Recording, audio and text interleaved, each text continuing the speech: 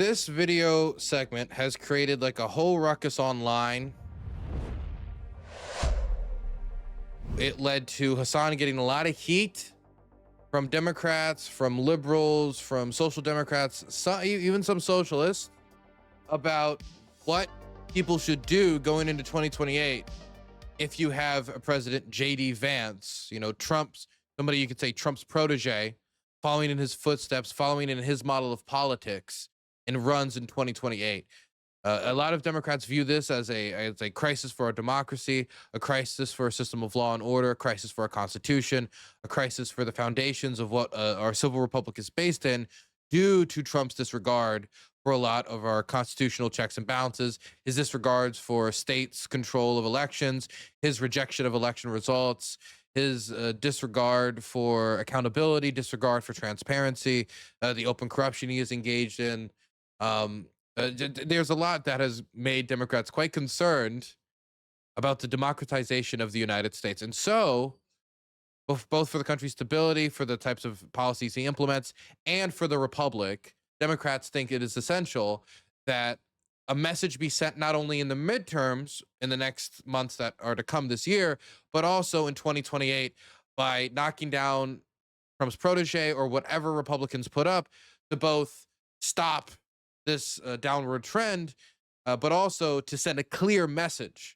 And there's a lot of people who think that the only way that the Republican Party will ever not be as bad as it is now and not be as loyal to its center, being Donald Trump, as it is now, is through it going through some sort of a train crash scenario in the 2026 and 2028 elections. So a lot of people think that is not only just a question of policy outcomes and, minimizing harm and trying to make gains where you can and try to hold the gains that you have made, and an acceptance that it can always get worse. And I promise it can always get worse. So I think that a lot of this leads to people saying, whether it's Gavin Newsom, whether it's A.B. Klobuchar, whether it's, even if it was somebody like Bloomberg, you would have to say that in all likelihood, you probably should be in the booth voting for them over a Trumpian or a J.D. Vancian ticket. If it's something else, if it's a different election, if it's 2012 Obama Romney, then the metrics are completely different. But it's not 2012. It is 2026, and we're talking about 2028 with the first and now second term Trump administration in a rearview mirror, seeing that he wasn't bluffing. So in that environment, Hassan says here that he would not vote for Gavin Newsom in a hypothetical matchup due to Gavin Newsom's, I would imagine, neoliberal failures in his image. Let's watch. This. Let's say that In his image. Gavin Newsom becomes the nominee, that we make it through midterms. Devastating. Do you vote for him over J.D. Vance? I don't know. God damn it, I'd probably be at the fucking DNC. I know. Oh, 100% I would be too. Yeah. I would. This is what I hope. I hope if for some reason, but I actually don't. I think he's really shot himself in the foot recently. Mm-hmm. What I hope if Gavin Newsom were to ever become some sort of nominee, which I'm not rooting for, by the way. Even though he's easy on the eyeballs. By the way, I'm not rooting for Gavin Newsom either. Not only do I think that there's probably others that would be a better candidate, I also think that there's also people who probably have a bolder vision, a more positive vision that is not only more electable, but is something that could also get us off the train track that got us here in the first place. Now, I'm not saying that it's impossible under Gavin Newsom presidency that you could have some managerial people under him who end up doing a good job. You don't vote just for the man, you vote for the administration. I understand.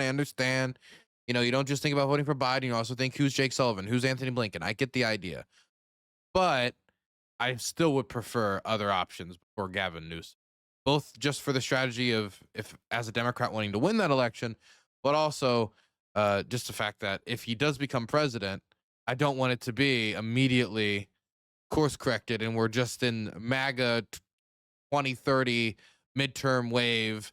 And now we're talking about, oh my gosh, who could have thought that Lauren Boebert survived and is now on this influential committee, and now the Republican Party is like this forever now, and this is just the culture that People don't want that. Very attractive. But I think that because he's such a career politician. Well, he's such a thirst trap for the Oval. I know, but like, why?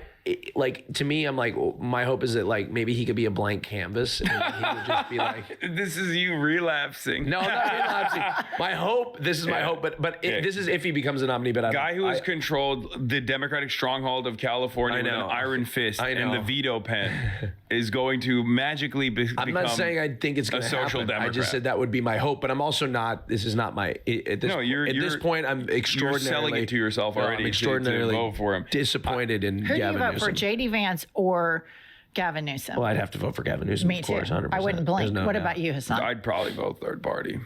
You would?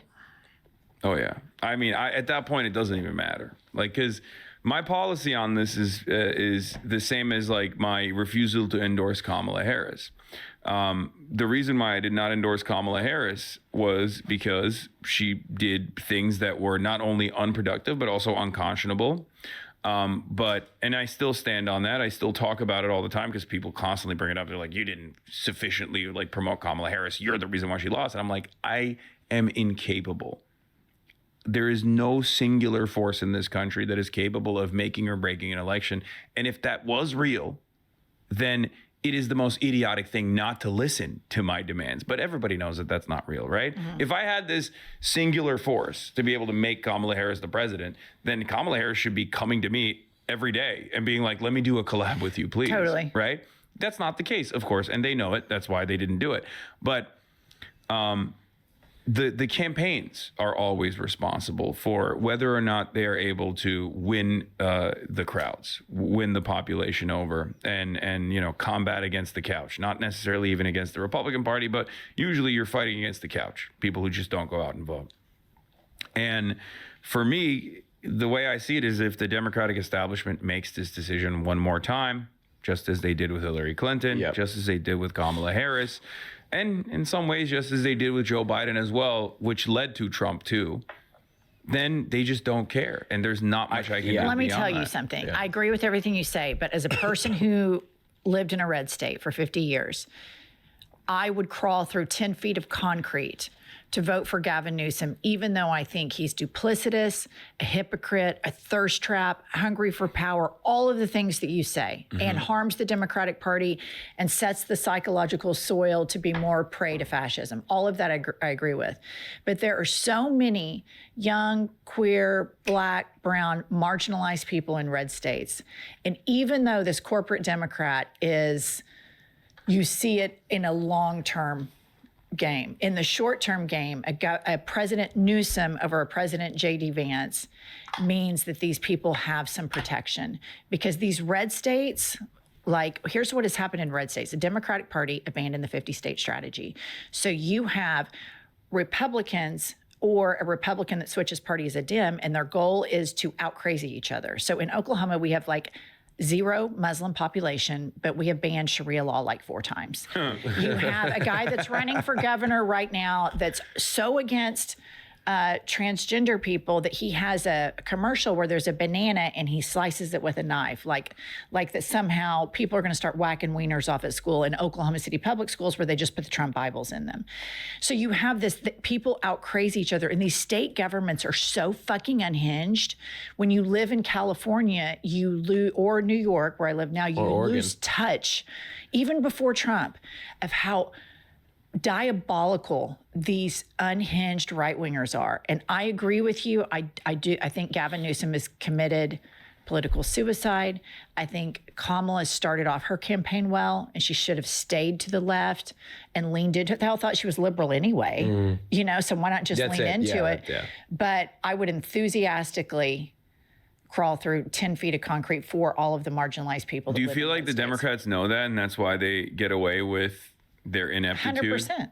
That's what I mean. Yeah, so 100%. I'm like, I don't even entertain that stuff, especially this far out from an election. But even in the primary season, that's immediately the conversation is like, well, whoever is the candidate, you're going to vote for them, right? And you know what's really indecent about that too?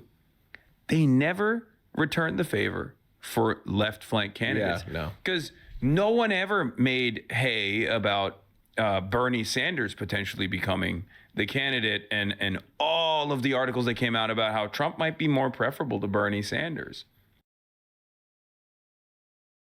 Before we get into the Bernie stuff, because we're going a bit, we're making a bit of progress here.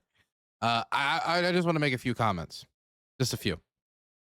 Number one, it felt like a big part of this was not defending this as a strategy, saying, "Hey guys, vote for, it doesn't really matter who you vote for," or "Hey guys, maybe you guys should all vote third party." He's not telling people to go vote third party. He's just saying he might personally vote third party. He can't really defend that as a strategy, because as a strategy, the PSL is not is not winning any elections, right? It's not happening. So there's Jill Stein she's not gonna get it this time around, right? So realistically, he's not able to defend that as an electoral strategy or an immediate or like outcome-based strategy when it comes to policy implementation. He can't. So it seemed more like a defense of his personal decision to do so. Not as, so I just want to say that clearly, and I do want to differentiate that this seems more like about him defending him not voting for Gavin Newsom, not saying, oh, people shouldn't vote for Gavin Newsom in that strategy. I also want to throw out there that he is in California, so if he voted for Gavin Newsom or did not vote for Gavin Newsom in the general election, personally, that does not matter. And that's probably another thing that he takes comfort in when he says this. Now, ultimately, we understand that Hassan Piker is not Hassan Piker on whatever boulevard who's just like going in and turning in his voter card. He is also a very influential streamer. And when he says something like, if it was Gavin Newsom versus JD Vance, I'd vote third party, people who listen to him take note. And people who might have been on the fence thinking about the exact thing that host brought up about the impacts on marginalized communities.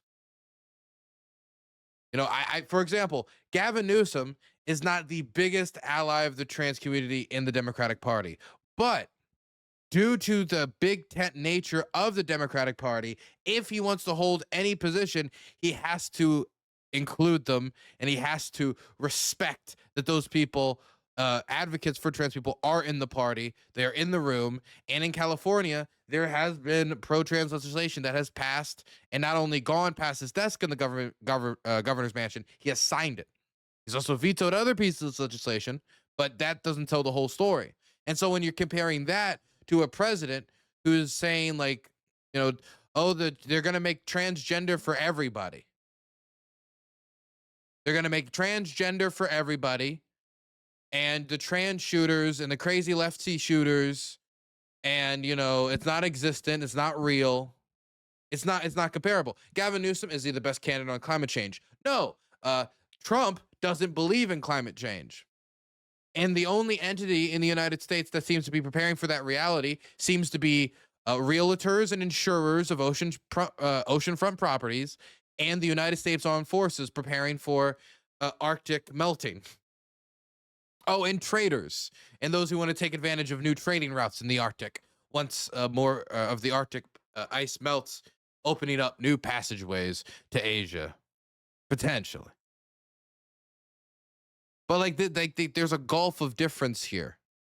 There is a gulf of difference here that is important to acknowledge. And when you are somebody who holds a platform like Hassan does, and he says, hey, I think I'm going to vote third party, people listen to that. The campaign must win them. A campaign has to win their voters. That's true. A campaign must win their voters. But as a political commentator, it is also your job to inform voters. Inform voters of their options, of their choices, and the impact of their choices. Saying that, yes, this will reduce harm. Yes, this will even improve the situation for X, Y, and Z people in documentable ways that we can point to, that we can see. That this is something that we know will happen. This is something you should inform them about. If you're going to say something like Gavin Newsom versus JD Vance, and you want to express distaste with Gavin Newsom, and you want to push against Gavin Newsom, and you don't want him to be the nominee, you want to know what you would say, which would be much better and much more effective in an actual Democratic primary to sink Gavin Newsom than, Israel, or if you were to come out and say, well, I think he hasn't been progressive enough in California, or he's not a social democrat, or these are all things that could hurt him with certain sections of the party. Want to know what the biggest thing would be? He'll lose the Trump. He'll lose the Trump. He'll lose the Trump, or he'll lose the JD Vance. He won't win a general. That he has X, Y, and Z scandals that will be holding him back. He has too much political baggage. He doesn't have a bold enough vision. And we don't want to counter Trump with another Trump, with somebody who speaks in the same manners, even jokingly, and with going about their campaign. Do we really think we should be trying to out-Trump Trump in any manner? Maybe can have some success, but is this something we want to dedicate particular time to? Maybe it'll win. Is it the best chance? Shouldn't we be trying to choose the best chance of winning? That's why Joe Biden won. Not because necessarily he had the best chance of winning. That's not why he won the primary. It was because he was perceived to have the best chance of winning. If Tom Piker wants to stop Gavin Newsom for being a nominee, get that across the Democrats, as well as your factional disagreements, and maybe you'll build up enough opposition that you can stop him. But you know what that also requires? A positive vision and a positive candidate. So that means you'd also need somebody that you would want instead of Gavin Newsom. I think that the Democrats have a deep enough bench that shouldn't be a problem. But of course, that's Hassan's standards, not mine. Is there anything else I wanted to say? Yeah, no, again, there's a million things you could say that I think would be better in trying to stop Gavin Newsom than, well, I don't like that the Democrats kind of just take advantage of people's votes. Yeah, I don't like, some unfortunate features of our parliamentary democracy as well, but that doesn't mean that we should cease participation. And Hassan doesn't advocate for the cessation of participation. Okay, then let's participate vigorously to where we can have the biggest impact. And if a Green Party candidate can't win in my district, there's no chance when they can't even win a city council seat, then what am I supposed to do about voting for them in actual meaningful elections? They were writing those. Liberals were writing those articles talking about how, the head of Goldman Sachs, who was like, I'm a lifetime Democratic Party voter. I think, Donald Trump is better than Bernie Sanders. I know several people personally that went on that Bernie Sanders to Trump pipeline. No, it's a real thing. It's a crazy thing because these, Bernie appealed to the anger of these young people that they couldn't afford, the cost of living, healthcare, everything like that. He appealed to them. Just like Trump does, but obviously Trump's solutions are, blame it on the immigrants, the trans people and everything like that. But it's crazy to me that these people exist.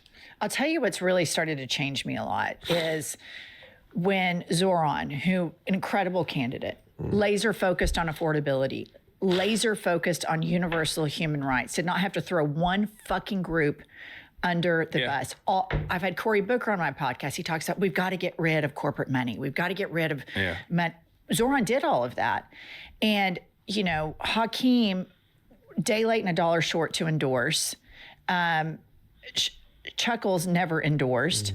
And then Cory Booker never endorsed. And the way he was treated by the Democratic establishment is so appalling to me. It really opened up my eyes because I'm like, this is the new shiny object right now in the Democratic Party. He has a formula. He has it. He has the movement. He took on billionaires. He took on the Democratic establishment, and he kicked their fucking ass and didn't take one corporate dime. And the corporate Democrats, like, trying to distance themselves. I was like, oh, they really are MAGA light. They really are. They didn't just distance themselves. There were people that distanced themselves. And then there were people that were attacking Zoran in the most heinous... Islamophobia. The most heinous... Like Kirsten Gillibrand coming out and being like, Zoran is a jihadist who wants to kill all Jews. Yeah.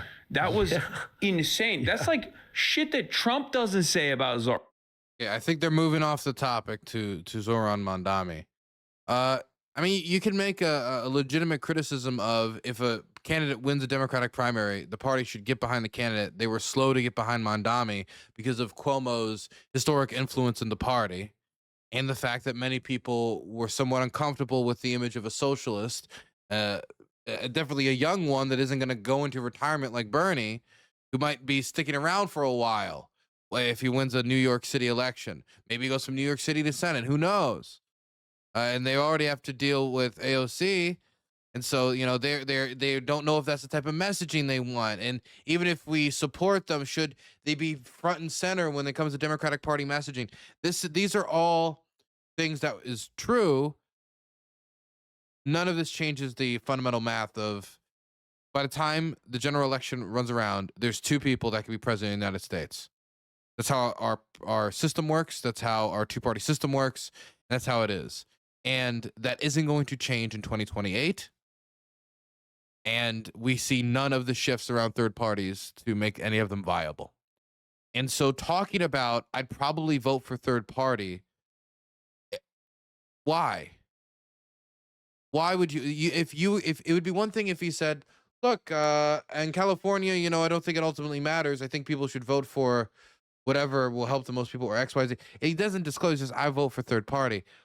Why? If they don't have any chance, what's the point? It's a thing of principle.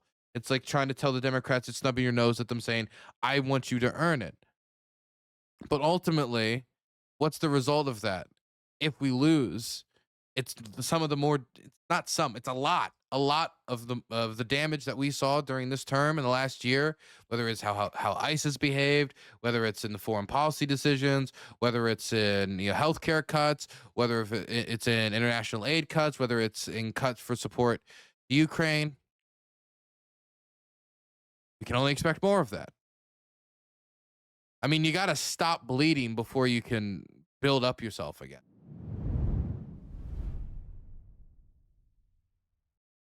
I mean, like, should we be negotiating how nice our tourniquet should be while we're bleeding out? I don't know.